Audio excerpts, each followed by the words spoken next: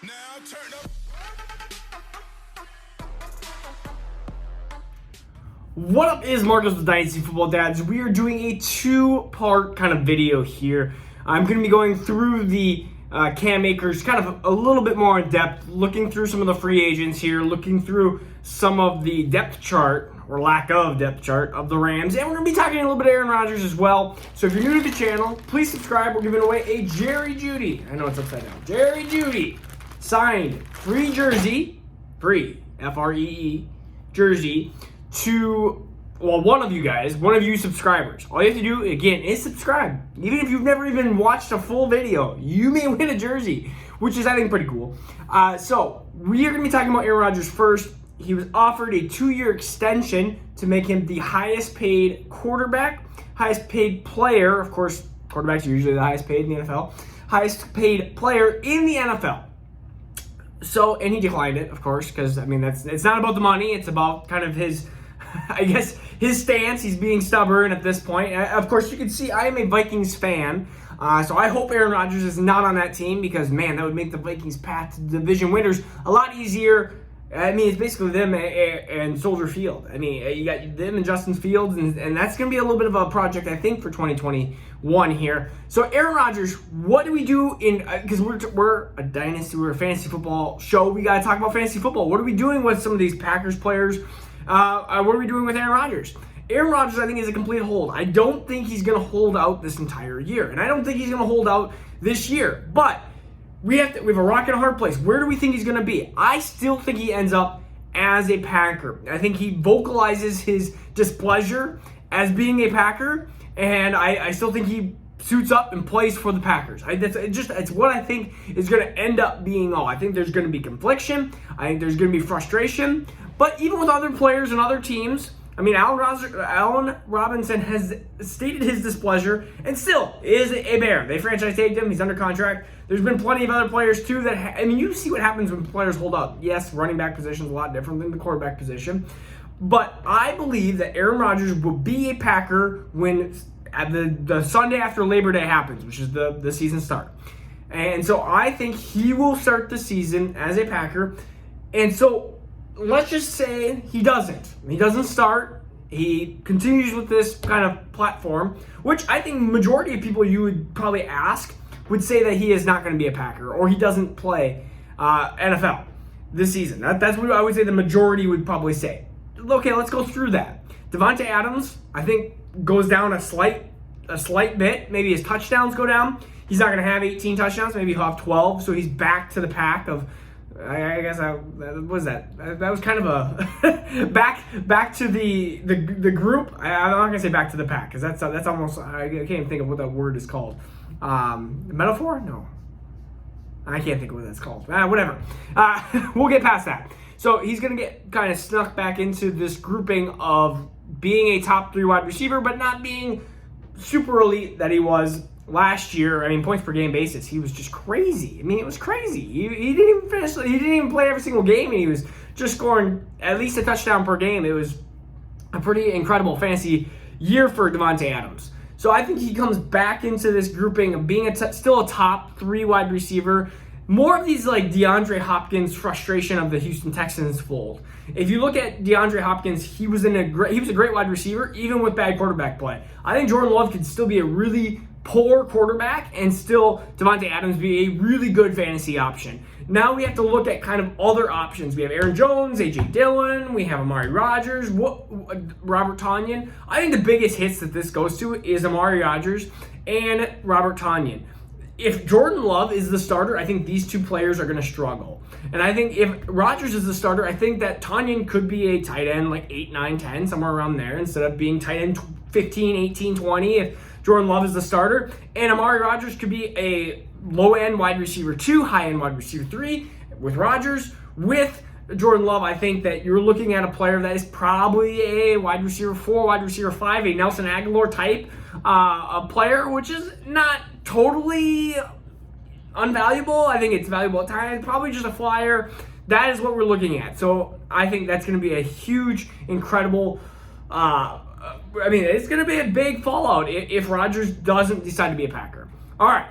So what do we do with Aaron Rodgers? I'm still holding on to him. I still think that he is a borderline, like 8, 9, 10 kind of that quarterback in Dynasty Fantasy Football. I don't foresee him going into jeopardy full time or anything like that. So I think if he goes to a different situation, let's say he goes to Denver, well, he's not going to have Devontae Adams, but he might have a better wide receiver too and a better tight end. So I think it's going to all balance out. I really think as long as he plays, he's going to be into this kind of low end quarterback one type of dynasty football wise. He's going to be a really good quarterback, but his just duration of playing football is not going to be super long compared to some of these other players, which is fine because he's getting older. All right, Cam Akers, looking at it, we got Darrell Henderson. I think Darrell Henderson is a easy top 20 dynasty running back right now. Yes, top 20. I think a year and a half, you are going to have at least a year and a half, potentially 2 years, this year and next year, where Darrell Henderson will be the RB1. I don't see Achilles injuries with running backs really destroy him. And it's super sad to see because I've even seen people commenting even on previous videos like Cam Akers, well, you were super down on him, whatever.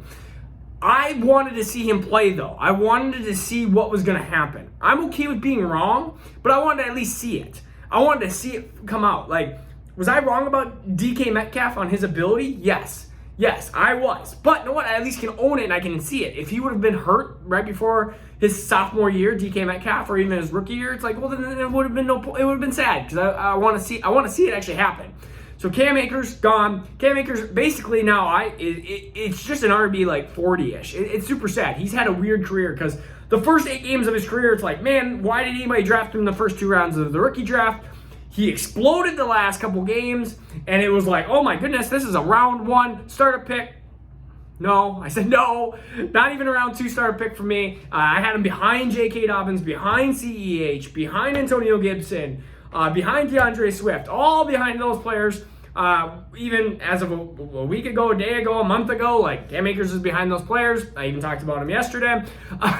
And Cam Akers unfortunately gets hurt. It happens. It's sad because I really wanted to see what he would have done in that offense. And again, I'm okay with being wrong, but I just want to see it happen.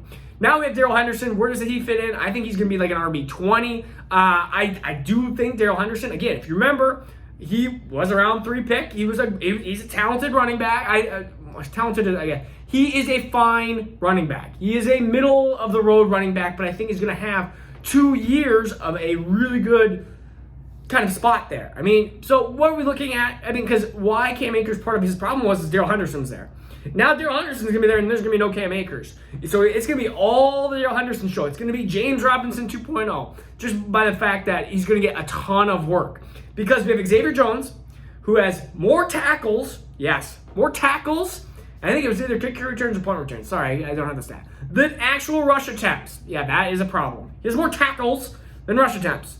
More tackles than rush attempts. Do I have to say that again? Xavier Jones. No. So we have to look at free agents right now. Because, I mean, you have like Jake Funk.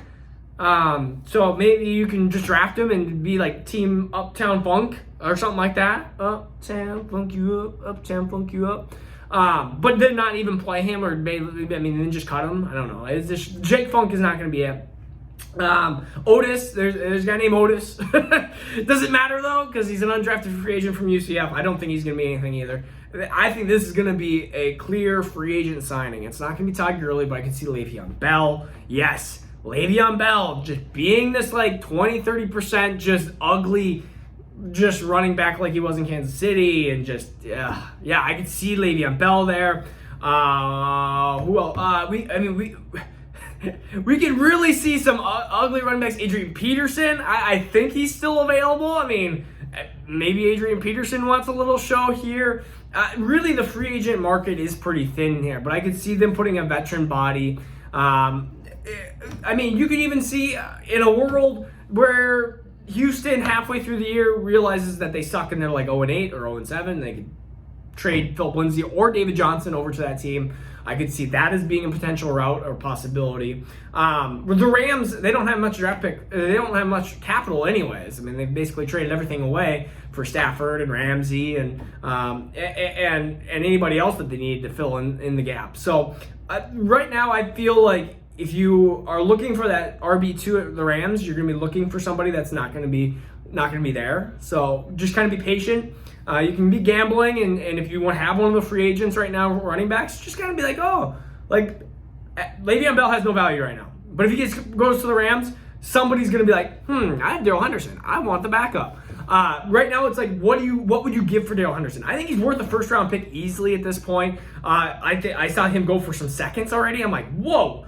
No, Darrell Henderson is going to be the starter. He's going to be the man there for a year, potentially 2 years, because we saw Rashad Penny and his knee injury, and Rashad Penny's injury was less than less than Cam Akers, and we've seen how Rashad Penny has not been able to come back into the fold. Now it's been a year and a half, 2 years. It's been a while. So Rashad Penny, the kind of same situation as Cam Akers. I loved Rashad Penny too. I thought at San Diego State he was a really good running back and just got hurt. And he was taking over the job at that point of Chris Carson and then just never came to fruition.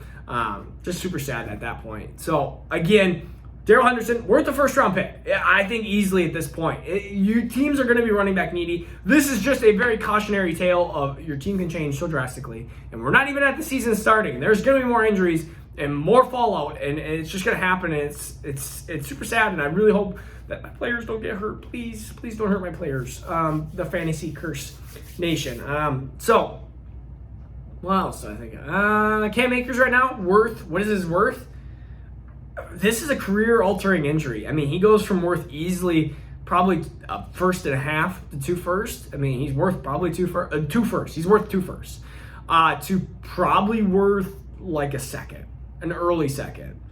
I think at this point you have to really understand that it's like he's still young, but he's going to be coming back. He's going to be 24, 25, and it's just super sad. A second-round pick. Probably an early second might even be pushing it. Probably a mid-second-round pick. Just as like, hey, 2020, end of 2022 might be something. Or the beginning of 2023, which is so long away. Because Cam Akers, oh man, it sucks. I don't wish injury upon anybody. And it's why fantasy football is sometimes the craziest thing. And it's why I love it too. Because really you could have, like last year, I had a team where I was like, oh my goodness, I am going to destroy everybody in my path. And then it was like injury. I think I had like Dak, Saquon, Chris Godwin, Kittle. And I think by like week 3, I had like no one. I had like Andy Dalton, and because or maybe it was Derek Carr. It was like, but I know I had Dak, Saquon, Godwin, Kittle, and somebody else. And it was like I had 5 elite pieces to my puzzle. Was it Eckler? I think it might have been Eckler. And I was like, oh my goodness, I'm going to destroy people in my path. And then by week 5, because that was Dak. Because Dak was just carrying my team. I was like, well, I mean, I'm still winning games because I still have Dak Prescott. And then broken ankle. And I was like, well, I am done. Stick a fork in me. I guess this season is over. So this fantasy football is awesome, but it happens. So, all right. Peace out. Take care. We'll see you tomorrow. Now turn up.